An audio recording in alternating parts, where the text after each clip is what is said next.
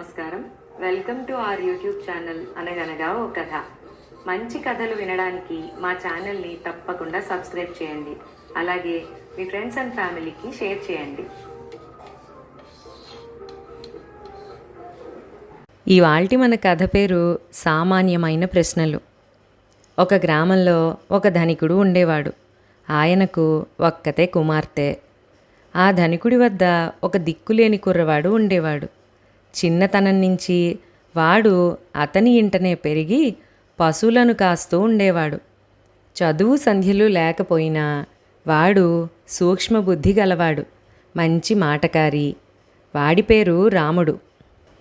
ఆ ధనవంతుడి కూతురు జానకి రాముడి కన్నా కాస్త చిన్నది. కానీ ఆమెకు తన వయసు వాళ్ళు మరెవ్వరూ లేని కారణం చేత అస్తమానము వాడి కబుర్లు వింటూ వాడికి బాగా మాలిమి అయింది. రాముడు జానకి పెరిగి పెద్దవాళ్ళు అయ్యే కొద్దీ వారి మధ్య ఉన్న ఆప్యాయత ఆపేక్షగాను ఇంకా ముదిరి ప్రేమగాను పరిణమించింది. వాళ్ళు పెళ్ళాడదామనే నిర్ణయానికి కూడా వచ్చేశారు. ఈ స్థితిలో ధనికుడికి అసలు సంగతి కాస్త తెలిసింది.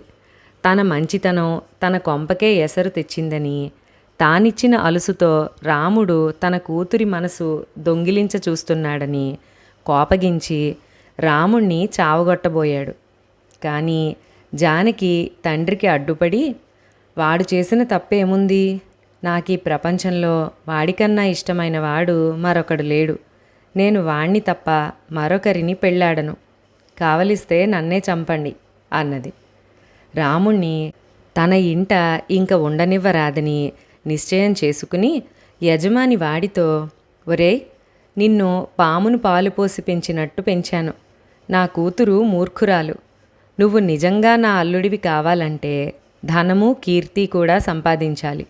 అవి రెండూ సంపాదించుకు రావడానికి నీకు 1 సంవత్సరం గడువిస్తున్నాను. ఈ క్షణమే ఇక్కడి నుంచి వెళ్ళిపో అన్నాడు. జానకి ఎంతో ఏడిచింది. రాముడు ఊరు వదిలి వెళ్ళిపోయాడు.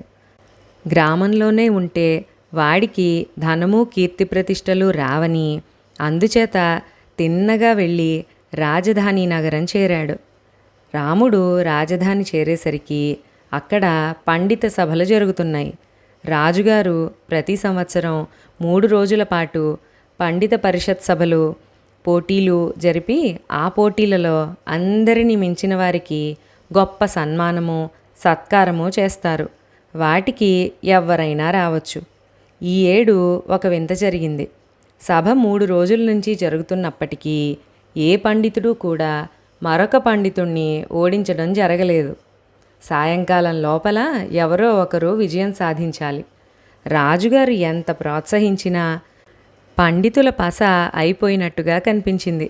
వారు వేసే ప్రశ్నలు రాను రాను నీరసంగా పరిణమించి చివరికి అయిపోయాయి. రాజుగారు ఈ విషయానికి ఆశ్చర్యపోయి, ప్రేక్షకులలో నుంచి కూడా ఎవరైనా ప్రశ్నలు వేయవచ్చు అన్నాడు. పండితులే ఒట్టిపోయాక సామాన్యుల వల్ల ఏమవుతుంది? అందుచేత చాలాసేపు ఎవ్వరూ నోరు విప్పలేదు. కానీ మాటకారి అయిన రాముడు ఊరుకోలేక, మహారాజా, నేను చాలా మామూలు మనిషిని. తమ సెలవిస్తే మామూలు ప్రశ్నలు వెయ్యగలను అన్నాడు. రాజు అనుమతించాడు. ఒక దారిన 2 వైపుల నుంచి 2 మనుషులు వస్తూ ఉంటారు. వారు ఒకరికొకరు ఏమవుతారు? వాళ్ళు కలుసుకున్నప్పుడు ఏమవుతారు? ఒకరినొకరు దాటిపోయాక ఏమవుతారు అని రాముడు అడిగాడు. ఈ ప్రశ్నలు విని పండితులు నిర్ఘాంతపోయారు. ఇవి పిచ్చి ప్రశ్నలని కొందరు ఆక్షేపించారు. రాజుగారికి కూడా అలాగే అనిపించింది.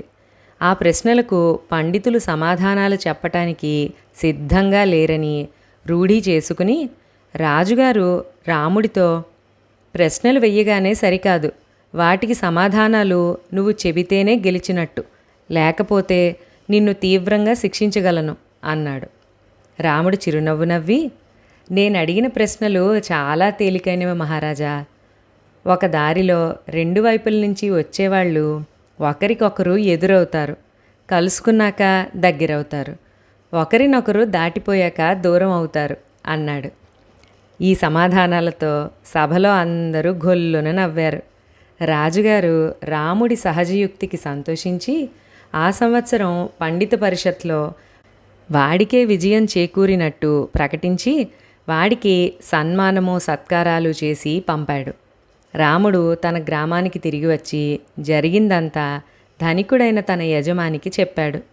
వాడు వెళ్ళింది మొదలు తన కుమార్తెను పట్టుకున్న దిగులు కళ్ళారా చూసిన ధనికుడు వీడి విజయం కూడా విని ఇక ఆలోచించేందుకేమీ లేదని రాముడికి జానకికి పెళ్లి చేసి సుఖంగా ఉన్నారు.